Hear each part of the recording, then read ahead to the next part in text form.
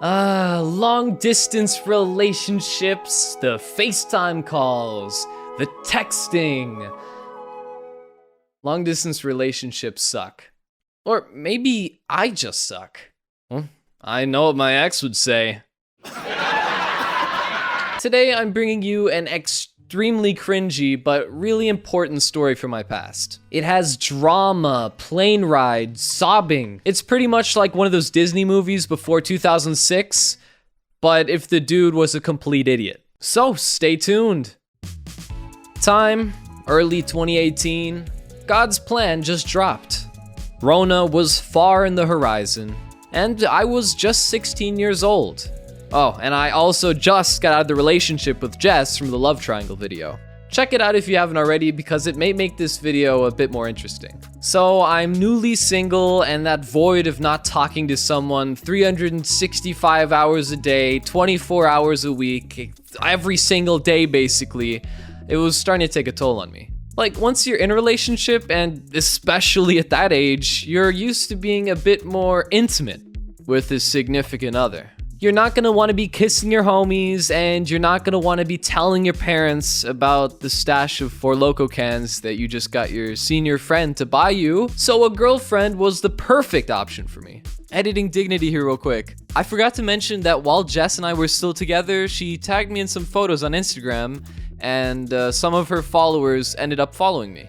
And one of them even started hitting me up in the DMs after we broke up. We started off with a couple of texts per day, but eventually started hopping on 1, 2, 7, 12-hour FaceTime calls with each other. And before I knew it, time was moving very fast. I was probably talking more to her than my closest friends combined at that time. I'm really glad that simp wasn't a word back then. So, we were both thinking it, let's date. Let's make this a damn reality. One small issue though. She lived in Wisconsin and I lived in Texas, over 1,200 miles away. And this, when looking back, is when I probably should have just dropped it.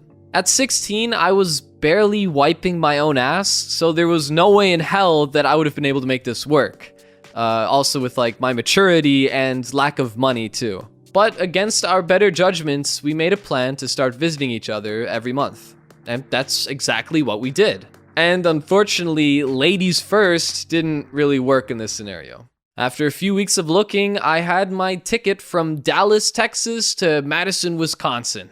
And I honestly won't go into many details about how it all went because it went super great. I got to check out the city, and like they had this Thanksgiving pizza because it was around that time of the year, and there's turkey and there's gravy and there's stuffing on it and green beans, and it was like actually super good. Also like met her mom and generally had the time of my life. And as promised, a month later, it was Victoria's trip to Texas, which also went pretty damn great. I showed her the stockyards, which is the most country bumpkin type shit that you could ever think of.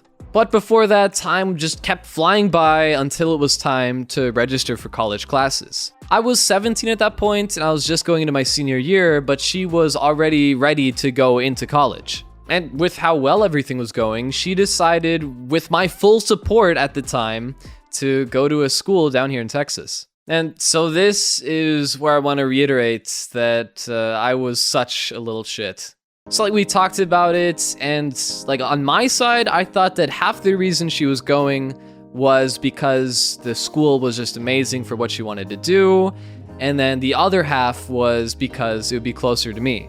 But she thought that it was 95% getting closer to me and only like 5% of the school.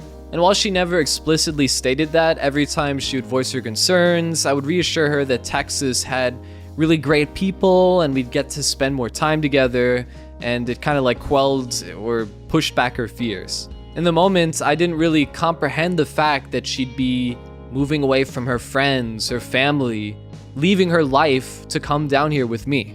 I would keep reassuring her and telling her that everything would be alright and that I loved her, but it was because I thought I was doing what was right. I thought I was doing what would be best for her. I should have also been playing devil's advocate the whole time, telling her that it was moving really quickly, I wasn't interested in getting married, and that we knew each other for less than a year at this point. Until one pretty average summer day, a few weeks after that last talk, I randomly get a call from her, completely out of the blue, in the bathroom, crying. She came down to Texas without telling me as a surprise. But before she could surprise me, she had to go to some college seminars.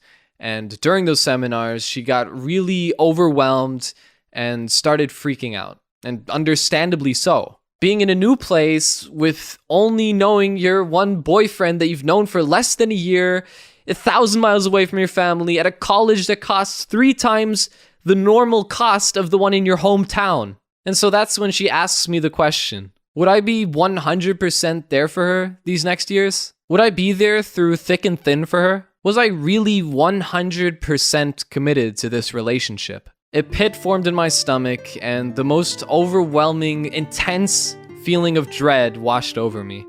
But I had to be honest with her. I wasn't mentally prepared, mature enough, or dedicated to promise her any of that. This internet relationship just got super real, and I was in way over my head.